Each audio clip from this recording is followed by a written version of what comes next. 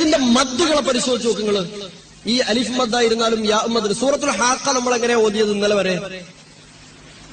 എങ്ങനെ സൂറത്തുൽ ഹാഖ ഓതിയത്? അൽഹാഖ മൽഹാഖ വമാ അദ്റാക മൽഹാഖ.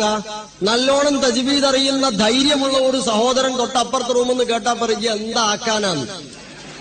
ഒന്നും ആക്കാനാവൂല. സൂറത്തുൽ ഹാഖ ഓതേണ്ടത് അൽഹാഖതു മൽഹാഖ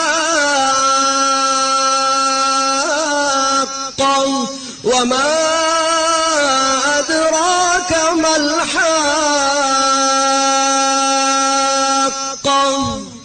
എന്ന് ദീർഘമായി, അഥവാ 3 സ്ഥലങ്ങളിലും 3 × 6 3 6 18. പിന്നെ ആ 3 ആയത്തുകളിൽ എത്ര അക്ഷരമുണ്ടോ 18 പ്ലസ് അത്രയും അക്ഷരങ്ങളുടെ സമയം വേണം. 3 ആയത്തും കൂടെ ഓതിയാൽ താഴത്തൊരു ആംബുലൻസും നല്ലതായിരിക്കും.